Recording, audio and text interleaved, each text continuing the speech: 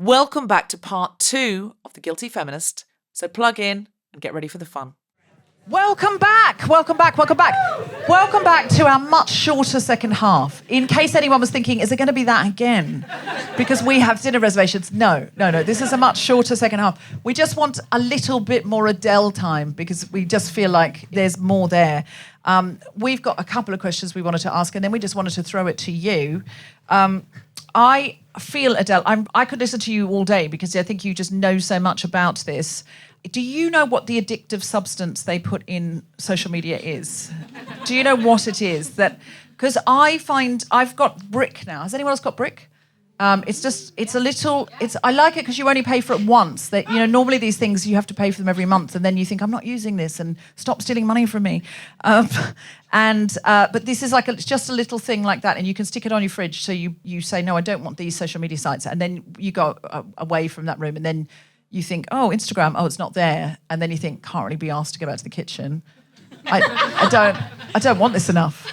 And that is basically the terrible, just mind-sucking addiction of social media fought by your own laziness.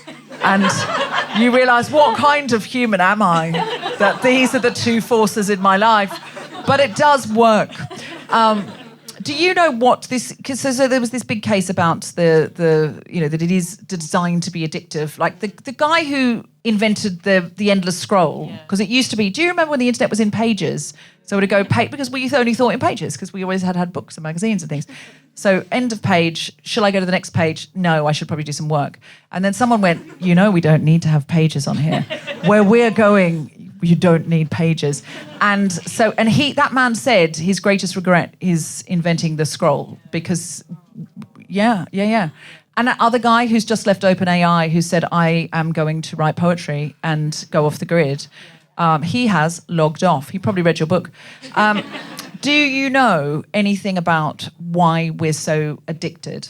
Yeah, I mean, like you say, those features like the infinite scroll, like autoplay, like the fact that, TikToks will just play out loud over and over again unless you stop them. But I think it's also FOMO is a big part of it.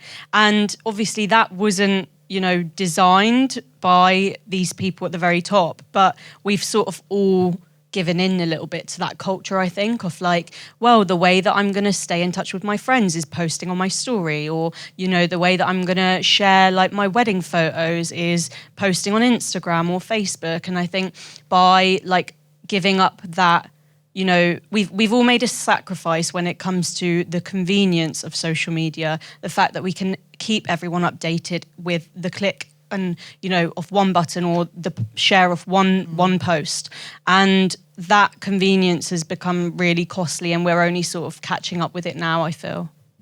And do you think that some generations are more susceptible?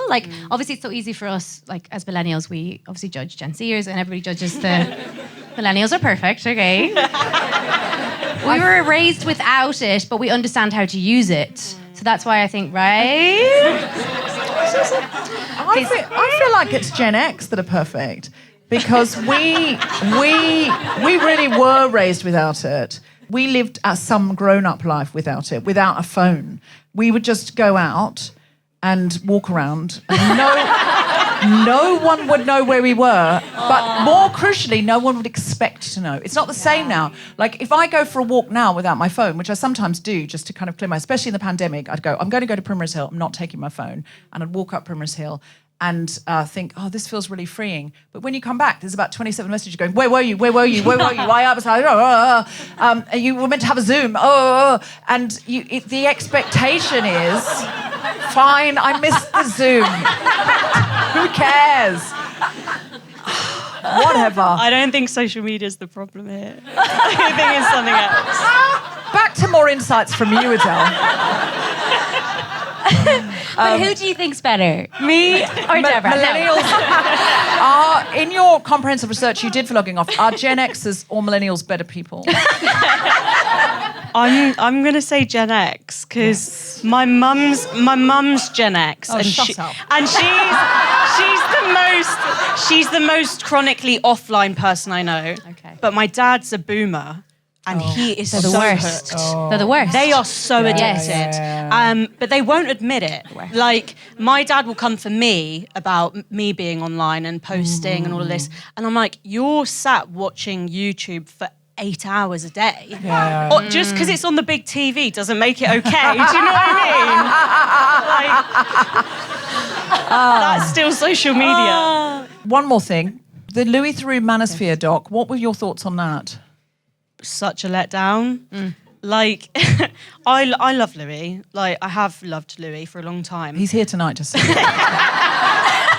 came In to see case you Louis 'cause- wants to collab. No, he's a mad fan of your book and he asked could he come. So, sorry, Louis. Oh, he's leaving. No, okay. But, I mean, like, where were the women who have experienced the harms of so much of this incel culture and misogyny? Where were those women who are campaigning, who are at Parliament every other week? Like, there are so many incredible campaigners who are really trying to challenge. And to be honest as well, where were the alternative role models, male role models that are trying to show up on social media and give men a healthier, like, masculinity? I just felt like it was like, okay, there's this really awful ideology, and there you go.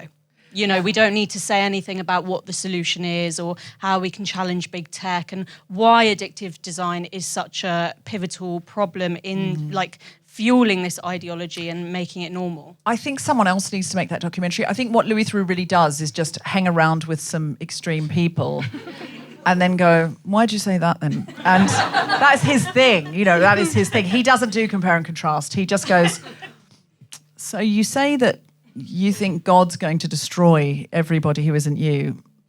Do you think that's reasonable? But the thing I did learn from it is, and I was fascinated by this because I couldn't really understand what was drawing them to it, but that the young man called, I think his real name's Harrison and his fake name's HS Tiki Toki or something ridiculous. So I'll call him Harrison. Because I'm Generation X. He said Andrew Tate and his ilk had told him when he was in a desperate place, he was living in his car, he was sort of the victim of inequality, really. He hadn't had the best start and then, just couldn't make it work. And he said, Andrew Tate told me that men have no inherent value. You are worthless. Women have an inherent value because, and this is his example, a 21-year-old woman will be invited onto the yacht because she's pretty, because she's got a good body, she's sexy. And if she's got those things, she will have an inherent worth. And I looked into this afterwards, and I think they didn't say it in the documentary. What I found out was, what they say is, a woman's worth diminishes over time as her beauty fades and as her sexuality is less requested by men on yachts, apparently. And the haves and the have-yachts. I might be coming into my post-yacht phase. But men, you are worthless. You were born with no worth. You will never be invited on that yacht unless you work for it. So you've got to have big muscles and you've got to have a lot of money in your bank account and you've got to find a way to do that. And they actually tell them it should be hard to become a man, because only a few men will get there. So you need to be working every day in the gym, every day making money. But of course, then the only way these young men know how to make money is copying this terrible behavior and saying things they don't really believe. Like, I felt like Harrison didn't really believe a lot of what he said. And he said, oh, no, my mum would not like any of this. But then when Louis talked to his mum, he said, but you don't like him saying this kind of stuff. And he's saying stuff that he doesn't really believe to make money. And she said, well, what are you doing? You're platforming him to make money. Yeah. And then Louis was a bit like, I wondered why his mother had said that as I looked out the window and thought about, she's right, okay. But that shocked me. I think we need to be telling young men, you are worth something. You are worth something. You're not worth something just because you can get on a yacht or you can afford a yacht. Who's on that yacht? Has anyone been on a yacht like that? That's very unpleasant. It's just a bunch of wankers, and the punishment for leaving is drowning. It is not a good experience. I've not been on that many yachts, but every time I've wanted to get off. It's just because the people who can afford yachts are not very nice people. But it's sort of in their mind that that's success now, you know. I was stuck on a yacht with Dutch people. It was not. You've already pissed off all the Americans. Don't piss off the Dutch But it people. also dawned on me, and I was like, oh, yacht. And I was invited onto a yacht. And then when you're on the yacht, you're like, oh my God, I can't get off the yacht till it's awful. Till it finishes. Most of the yachts I've been on have been in Cannes at the film festival, because you go over and you try and, you know, get your film away. They're all moored. These yachts go nowhere. Every night between 6 and 8, you have to go on a different yacht and try and impress people. But none of them ever move, which is the biggest metaphor for the film industry I've ever heard. It's just like, we're all in a boat, we're on water, but we're not fucking going anywhere. And no one expects to, and no one ever mentions going anywhere. And it's just, honestly, I've had some of the most soul-destroying experiences of my life. I should do a whole show about things that have been said to me on a Cannes yacht. It's just, I stopped going. The last time I came back from Cannes, I got in the shower and I cried for like an hour. And then I did not get out of bed for 3 days. It was so terrible, the things that men had said to me. Kate, not really women, but men. No, men, it was men. Do you have any questions for Adele? Or any questions for Aoife and me, but probably for Adele, to be honest.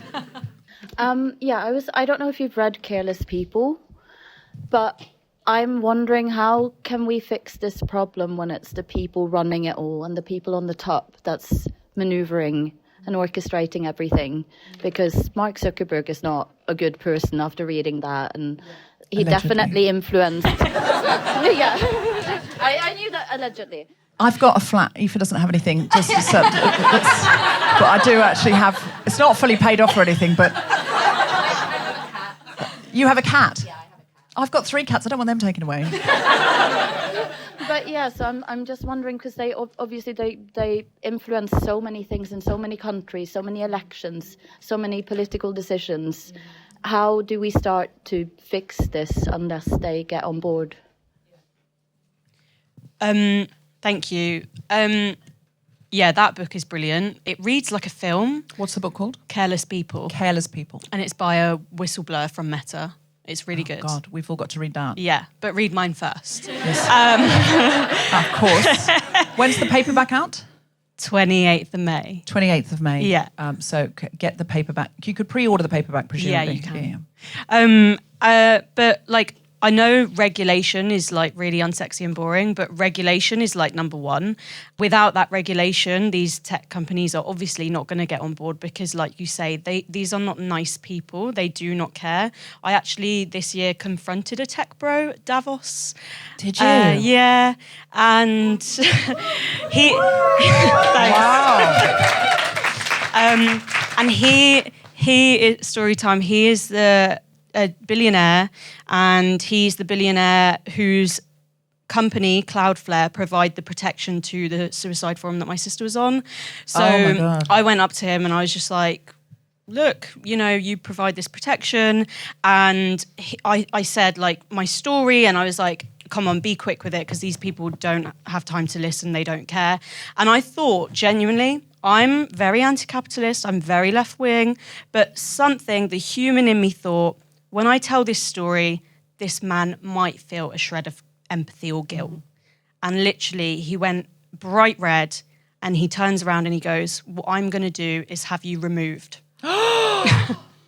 from Davos. And I was like, no worries, never mind. I'm just going to go this way. And that to me, I was like, okay, it's go time. Like, it's go time with the regulation. It's go time with the lawsuits, the legal action, supporting legal action where you see it, but also joining campaigns like organisations like in the UK, we've got a new anti-AI organisation called Pull the Plug. They're brilliant. Mad Youth Organise are doing loads of stuff around young people's mental health and social media. People versus Big Tech is a whole big alliance of EU organisations who are all trying to apply pressure. So like get involved in those organisations because they're doing the real legwork behind the scenes, and without our support, it's not going to, go far enough. So yeah. Can we get all those links from you to put in the show notes? Yeah. Because it's really important that we actually do take action off the back of this. And even if everybody in this room filled out that government consultancy, which presumably you just Google government consultancy on social media. Yeah. Because what we need to do, I think the answer is vote in better governments. Boots on, the whole thing about the shows we're doing, Road to Gilead, is to try and get boots on the ground to try and make sure reform do not get in. And I think because if reform doesn't get in, I think it will be probably a left-wing coalition. Because, I mean, if you look at where the Tories are on most polls now, it's just, you can't even believe it. Because you think how kind of important the Tories were in this country, and now often they're just lower than the Lib Dems, like now on the things, and you just go, what? It's quite incredible. So I feel like it's going to be a left-wing coalition, or it'll be a reform Tory coalition. It'll be one of those. So we've got to get better governments, and then we've got to tell that government, you will not stay in power unless you do something about this. Because you were saying that in fact, that man that you were talking to, that website is still up. It's still active. It's still being paid for. The one that killed your sister. Like, how can this be not regulated? But it's so international. Is that the problem? That's definitely part of the problem, is the fact that, like with websites, they can just move around where they're hosted and sort of evade accountability that way. But it's also like an unwillingness from all of the institutions responsible for keeping us safe and well and like protecting us and enforcing this type of legislation. Like Ofcom are the people responsible for enforcing the Online Safety Act, and they have no teeth. Like compared to big tech, they are just so reluctant, so slow, so not ambitious to actually fight for this. So I think so much of it does fall on us, sadly, and it shouldn't be that way. But the same way that we will, channel activism against other industries, whether it's fast fashion or fossil fuel industry, we need to apply that same logic. Like we don't need to reinvent the wheel when it comes to activism against big tech. We just need to do the same things and use those same strategies that are like tried and tested, and then do the same against big tech. Do you think because social media is like gamified now, that people still don't take it seriously in the sort of activist world? Like I find, like I do a lot online, and even with fellow content creators and other comedians, they almost still kind of roll their eye and go, it's just social media. Like it's still in many people's minds just a game, and it's not that serious. And I keep saying to them, like, even with online abuse, like I have a zero tolerance approach on my page. So if you come for me, I will find your employer, I will find your wife. Honestly, yeah, I will tag them. I've tagged... Allegedly. I wonder why I was sued.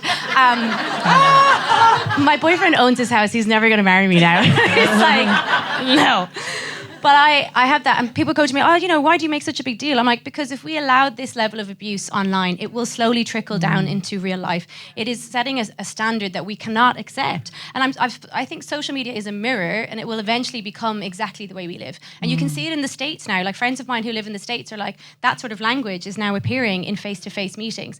And I don't know how to get people to take social media seriously. It's not a game, but I think people, in many people's minds, they still see it as like, just like this flippant thing, it's just social media. Do you find that in your conversations and activism? So Amy passed in 2022, and in like 2023, 2024, a lot of the conversations I was having with people were still very much stuck in that of like, it's just online, like it's not really, real life. But I do think since seeing the tech bros lined up at Trump's inauguration, like people that switched something for them in their minds of like, okay, no, this isn't just social media, this is democracy. This is the state of the world. And actually the stakes are a lot higher. And yeah, I think for some people, it'll still be a case of like, unless you directly experience an online harm, you won't quite make that connection. And it shouldn't be that way. But I do think the pendulum is sort of swinging in the other way now of like, no, this is very much real. And even the fact that the Louis Theroux documentary came out this year, like the manosphere has existed for a long time. Like we've been knowing about this, and a lot of women have been talking about it, but only this year has that come out. And I think actually, like, whilst that's frustrating, it does show that we're starting to be like, something is really not right here and we've got to fix it.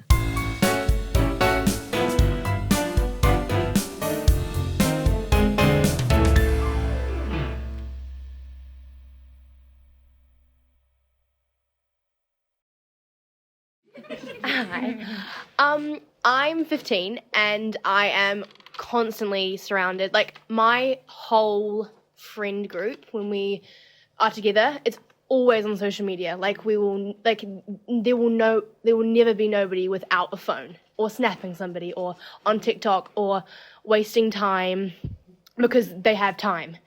What can I do to just kind of, not to be cringe, because people will find me cringe, but I don't really care. But what can I say or do or just to stop it, because it's getting tiring. And you're 15, you said? Yeah. What's your name? Scarlett. Scarlett. Well done, Scarlett. What advice do you have for Scarlett? She's 15. Everyone in her world is addicted. Yeah. She wants to get Yeah. off the Snapchat. Yeah. It's really rare, I think, to speak to a 15-year-old who thinks that way. So big up you for feeling that way, and sort of sitting back and observing that dynamic playing out. I would say, because you're right, teenagers do find everything cringe. You've got to do it subtly, really. You've got to be oh, guys, don't you just feel so shit after you've spent half the day scrolling on social media? Talking about how it makes you feel, and then trying to propose, why don't this weekend we go to the park and we all leave our phones at home or something? Because that was actually how me and my friend India started this thing that we do called Logging Off Club. So we host events where people leave their phones at the door, and we try and just get people mingling and doing a new craft or trying a new hobby or going for a walk in a park. Start your own logging off club, basically. Because I do think that a lot of teenagers are starting to realise, actually, it's not that cool to be chronically online anymore. I think they'll be looking at their older siblings, potentially, who are, Gen Z, and feeling oh, actually, it's not cool, it's not fun. Actually, Pinterest and Coachella just announced a collab today that they're going to do a phone-free Coachella. Ooh. So, it is changing, but try and, bring your friends in a little bit. Yeah. But aren't they only online? So what is it? You go to Coachella, but you also have to bring your patchwork quilts and your beautiful Alsatian and your. I don't know how they're gonna make money out of it. They're obviously going to find a way, but yeah, they're announcing it. They're probably just thinking, we're all sick, but we're all taking the same thing that makes us feel sick every day. Yeah. We're maxed out all the time, and we know that. So do you know what I think? That probably a lot of your friends are feeling the same thing, but they all don't want to be cringe as well. So but I think your advice is really good, Adele, which is not to say you shouldn't to finger wagging, but more can I ask you, do you ever feel like this? Because I sometimes feel like this, and am I the only one? Because then people probably go, oh no, I feel like that too sometimes. Like if you kind of confide in someone how you're feeling, and then they go, no, should we come off it for a couple of hours and just see how we feel? We can make social media cringe. Exactly. I think it's starting to happen, honestly. I met a guy who was having coffee with us, and he told us his son is 13 and that he finds any AI schlop, any AI artwork, he thinks it's icky. And he's it's so uncool. And when anybody shows it to him, he's ew, AI made that. I was oh my God, that's great. That's what we want. We want young people literally thinking using social media chronically is cringe and icky. So that's the fact they call it AI slop, I think is good. Yeah. Because people say I don't want AI slop. Any other questions? Hi. On the subject of AI, I've recently been looking into the willful creation of fake advertising, fake content, decline porn, which is something I'd never heard of. What's decline porn? Decline porn, it's there was this phenomenon a couple of months ago about people making YouTube videos of water parks in Croydon to drive down the value of the area, so to put it into a false decline. And apparently this is a big thing that's happening online now. Yeah. Making videos of water parks in Croydon. What? Because the value of the houses go down in Croydon? Something like that, yeah. And why don't people want water parks? They're fun. I would think that would shoot it through the roof. And I get to go on a slide. Come on. 2 bedrooms with a slide nearby. But it was very racist as well. There was a racist agenda, so they were changing shop front signs to be in Arabic and all of that stuff. So obviously I went into a deep dive and was absolutely horrified.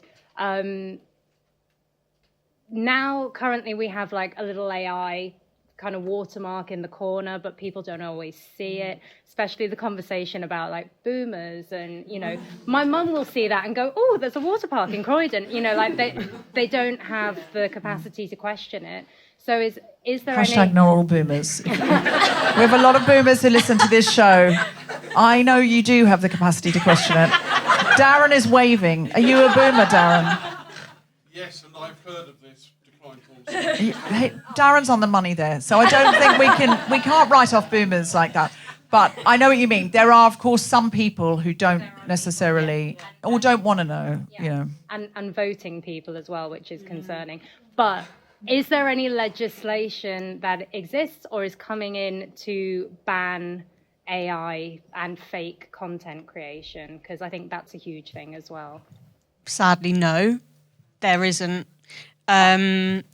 Until like 2 months ago, the Online Safety Act would not have covered AI chatbots at all. And it was only from a lot of campaigners and, like people in the online safety space and other internet rights organizations and things who basically pushed for that to be like that loophole to be closed. So yeah, like you say, like it is a glaring risk right now. And sadly, like the Labour government are really excited about AI and how it's going to change the economy. And, you know, they've let Palantir into the NHS. Yeah. And they're wanting Palantir to put cameras on that with AI facial recognition on the street corners, so that we can all live in some kind of Orwellian utopia. Yeah. And I mean, that's the way they see it. I don't think, obviously, I think it's a dystopia, but it's terrifying. Yeah. So like, depressingly, the answer to the question is like, no, there isn't any protections, real protections right now. But again, the same people who are like fighting around online safety are the ones who are trying to raise this in Parliament. But again, we need like your pressure behind it. So we need people like you, like writing to your MP and being like, look, why are you not putting this forward? Why are you not supporting people like Beeban Kidron, who is a baroness who is incredible, and she is there, like she is like the people's champion in Parliament when it comes to like fucking up big tech. So like I would say, you know, like when you write to your MP, basically tell them to copy what Beeban's doing and support what Beeban's doing, because she's in the House of Lords. So a lot of the time she's suggesting things, but then it goes back to the Commons and it maybe doesn't get voted in support of. So yeah. And she's working on a amendment to the Police Crime Sentencing and Courts Bill in relation to AI. So she's like fighting our corner. We need to get Beeban on the podcast, clearly. And in the meantime, tell everybody if there's a watermark on the water park, it's not real. It's not real, guys. It's not real. It's not real. We've got to finish soon. Any other questions that we can answer briefly? Brief questions we can answer in a brief fashion? Thank you. I just wanted to say thank you so much, Adele, for coming today, and also for even just creating this material for us to like read and sharing your story with us, because I think a lot of people aren't aware as to the dangers of, you know, the digital world and social media. So yeah, thank you so much for putting that out there into the world. My question to you was, what are your thoughts on the Online Safety Act? I know you've touched on it throughout, but what are your thoughts? Thank you so much. That's so kind. And I second that. Thank you. My thoughts on it are that it's a good first step, but it doesn't go far enough. I think a lot of people in this room might have sort of seen that when the Online Safety Act came in, there was quite a bit of backlash against it because of concerns around, again, like free speech and censorship and things like that. But I do feel that was kind of a culture war that was being pushed by the far right. I think the Online Safety Act as it stands is not a tool for mass censorship. It's very much a bare minimum safeguard for what we need in the digital world. And it's come out of, sadly, a lot of loss of life, of young life, in a large part. So whilst it's not perfect, it's a really necessary start. But again, unless we are applying pressure on our government and our MPs to utilise it, it will kind of just sit there and not really do anything. And the same goes for Ofcom, who are obviously responsible for enforcing it. So, it's a tool, and it's a tool that we can use, but we need other tools in our arsenal. So, yeah. So what it sounds like is we need to read Logging Off. We need to read, what was the other one? Careless People. Careless People. And then we need to go to our MPs and go to people like Bibon Kidron, who's a lord who's in the House of Lords and is somebody who's on our side. And we need to say, how can we help you? What can we do? What kind of campaigns can we create? And depending on the time we have, we might be just writing to our MP and making sure that we fill out that survey. And if we have more time, we can join into what Adele is doing. Can we join the Logging Off Club? Yeah. We've got a website. You can join Logging Off Club via our website. You can start your own via our website, but yeah. And it's called the website is Logging Off? Logging Off Club. Loggingoffclub.com? Yeah. Great. So check out loggingoffclub.com. Is that the last question? Do we have any more questions? One very, very, very, very last, very quick question. I just want to say... that's not you. Sorry. Was there somebody else? Sorry. No, that's okay. So I just wanted to say, as a socialist, I've been involved in a campaign in Ireland, which is called Turn Off the Algorithm. It was introduced by a left-wing party with MPs called People Before Profit in the Irish Parliament. Now, our government voted it down because our government is extremely tied to tech corporations in Ireland. But I wonder what you think, Adele, about the role of workers coming together and unionising and fighting from within the machine, as it were, to try and bring pressure to bear upon their bosses. Oh, it's a good idea. Yeah, I think workers play a key part. I haven't spoken to any directly, but there's a union, I can't remember what its long title is, but it's UTAW in the UK, and they have a lot of content moderator unions who work at these companies, and I think content moderators have been really, really vocal when it comes to the harmful material that they're having to sift through and moderate. TikTok sacked off a load of content moderators recently because they tried to unionize. So again, whilst workers are really key, they're in such a vulnerable position a lot of the time. Well, if it's like that guy who just said, I will now have you removed from Davos, you just can't really imagine that them going up and going, unless you make it less addictive, we're going to leave. Go. Get out. Oh, I'm outside the building now. How did that happen? So it's a sticky position to be in if you're, I guess, working within that industry. But I do think a lot of people who are working within that industry are still, some of them, not super critical of it. Or maybe they kind of have that cognitive dissonance because they don't want to be aware of what they are maybe a little bit contributing to by working for these companies. And then the good people are leaving, becoming whistleblowers, and there's more and more whistleblowers coming out every week pretty much at so many of these companies. So but I've not personally had a relationship with any work. Yeah, I saw a documentary where there was a chap who went ages ago saying, he just went, hold on a minute, I think this is addictive. And he said, I'm going to call a meeting because I'm really worried this is addictive. And everyone was like, okay, yeah. And then when the meeting came, there was just one man going, yeah, we know. He was calling, they were like, no. Yeah, it's been designed that way. I mean, I'm parodying what happened, but it was basically that. We really have to go now, but if anyone else has got a question for Adele, she might be in the bar. Where are you? Where can we see you? I mean, you're sitting there, but... I thought you were talking to Darren. I was like, no. Where am I? I will be in Leicester Square Theatre in September. I can't remember. There's only 40 tickets left, lads, so get on it. Okay. Yeah. So look up Aoife Dunne. Comedy.com. I'll be also in Manchester and Glasgow, and nobody's going to those, so that'll be great if people came. So if you're listening at home and you're in Manchester or Glasgow, get along to Please, Aoife Dunne's show. Yeah. Adele Zeynep Walton has a book out called Logging Off. You can buy it now in hardback or you can pre-order it on paperback and it will be out extremely soon. You can also join the Logging Off Club. Thank you to everybody at the Museum of Comedy. I forgot to say, my book's now out in paperback. Totally forgot. My book, 6 Conversations We're Scared to Have, which has got a lot of stuff about this kind of stuff and how we get addicted and also why we're all fragmented and polarised, is out now in paperback. Please get a copy.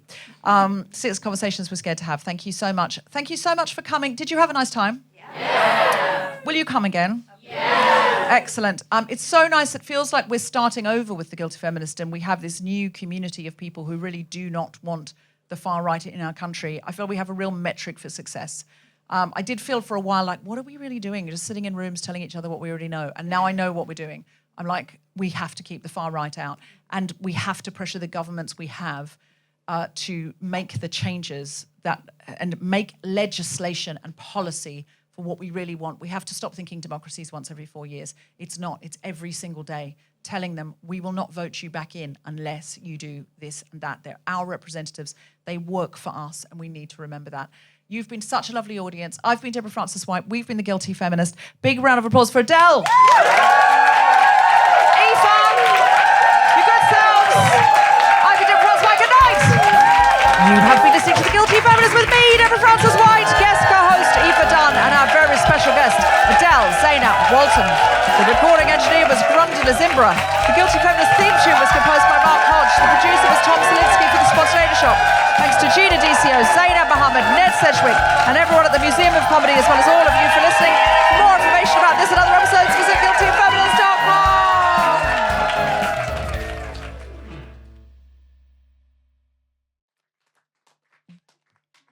That's a beautiful fade, that is. The editor has never been more thrilled. That was like, I think there'll still be some people clapping, just one person clapping at the interval. Like, we're going to fade this, baby. We've got a job to do. I'm just going to do this bit now. This is The Guilty Feminist, the podcast.